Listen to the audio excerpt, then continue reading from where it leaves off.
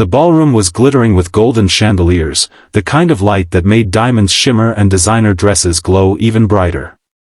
Laughter echoed across the walls, champagne glasses clinked, and the music pulsed with celebration. Yet, in one shadowed corner, sat a young woman whose eyes held a quiet sorrow that no one else seemed to notice.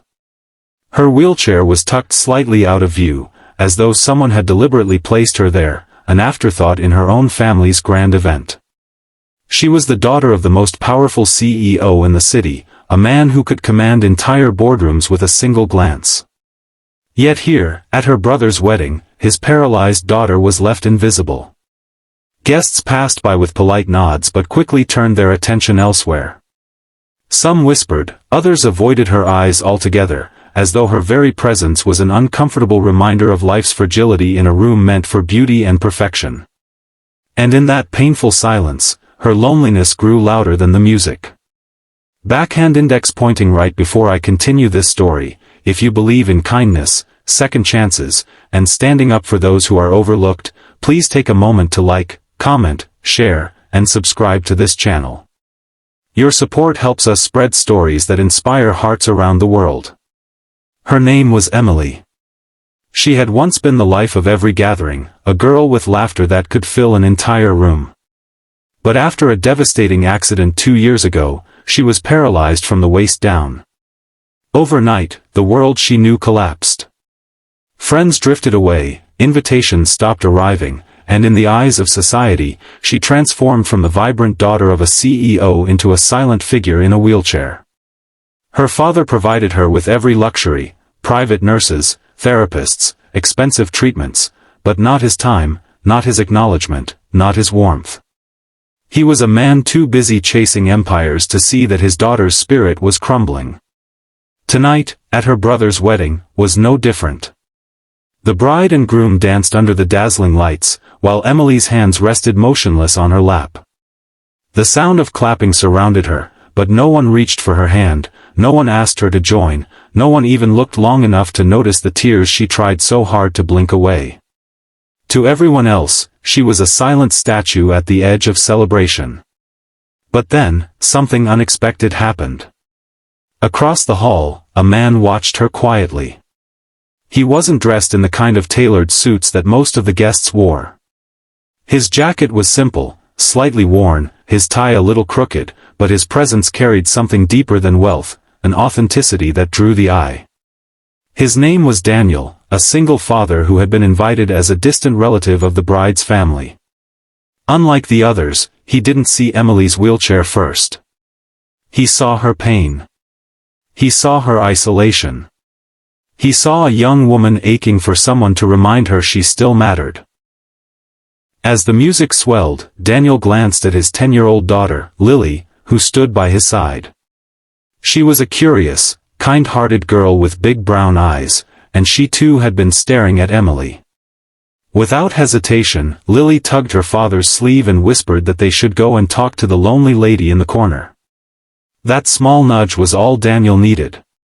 He walked across the ballroom, ignoring the curious stares of people who wondered why someone would bother approaching the CEO's daughter. Kneeling slightly so his gaze met hers, he spoke gently. Though his words were drowned out by the music, his presence was unmistakable. And for the first time that night, Emily smiled, not the kind of forced smile she had perfected to hide her pain, but a genuine one that softened her tired eyes. Daniel introduced Lily, who shyly offered Emily a small flower from her hair. Emily's hands trembled as she accepted it, her eyes glistening with tears. It wasn't the flower itself that moved her, it was the fact that someone saw her, truly saw her, when everyone else had chosen to look away. Moments later, when the DJ announced the next dance, Daniel did something that made the entire room pause. He extended his hand to Emily and asked if she would join him on the dance floor. At first, she shook her head, embarrassed and unsure. But Lily clapped her little hands and cheered for her, and Daniel gently assured her that it didn't matter if she couldn't stand, that music was for everyone. With hesitant breaths, Emily agreed. Daniel wheeled her chair to the center of the ballroom, and suddenly, the music slowed, the lights dimmed, and all eyes turned to the paralyzed young woman who had, until now, been invisible. A wave of murmurs spread across the hall, but Daniel didn't care. He moved with her wheelchair, spinning her gently to the rhythm, guiding her hands to clap with the beat, making her part of the celebration in a way no one else had dared. Lily twirled beside them, laughing, and for the first time in years, Emily's laughter rose above the music. The bride wiped away tears. The groom stopped mid-step, staring at his sister as though he was seeing her for the first time since the accident. And even the CEO, towering at the back of the hall with his arms crossed, felt his chest tighten. He had built empires, but here was one single father doing more for his daughter's spirit in 5 minutes than he had done in 2 years. As the song ended, the guests erupted into applause. Not the polite clapping they had given earlier, but a raw, heartfelt applause that shook the room. Emily covered her face, overwhelmed, as Daniel whispered something to her that made her cry, not from sadness, but from the sudden rush of hope she thought she had lost forever. From that night on, everything began to change. Emily was no longer invisible. Guests approached her, asked her questions, invited her into conversations. The bride sat by her side for hours, apologizing for the distance she hadn't realized she had created. The groom promised her that his wedding would never again be remembered as the night his sister was left in the shadows, but as the night she became the heart of the celebration. And Daniel, quiet, kind Daniel, continued to stay by her side.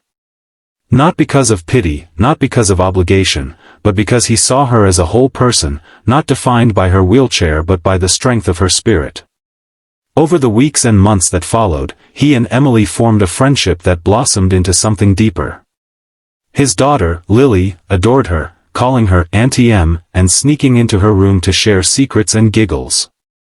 For Emily, who had once believed her life was over, it felt like a rebirth. Most importantly, the CEO changed too. He began to attend her therapy sessions, to listen when she wanted to talk, to walk slowly beside her wheelchair instead of racing ahead. He confessed one evening that he had been too ashamed, too angry at fate, to know how to be the father she needed after the accident. But seeing Daniel's courage to treat her as someone worthy of love and laughter reminded him of the father he still had the chance to be. By the time the first anniversary of the wedding arrived, Emily no longer hid in corners. She wheeled herself to the center of every room, her confidence glowing brighter than any chandelier. And though life was still full of challenges, she knew one thing with certainty: she was not invisible anymore. Backhand index pointing right if this story touched your heart, if it reminded you that kindness has the power to change lives, please like, comment, share, and subscribe. Your support helps us bring more stories of hope and humanity to the world. Thank you for being part of this journey. And so, the wedding that began as a night of isolation became the night Emily's life turned around, because one single dad and his little girl chose to see her, when no one else did. Sometimes, all it takes is one voice, one gesture, one moment of courage to remind someone they still matter.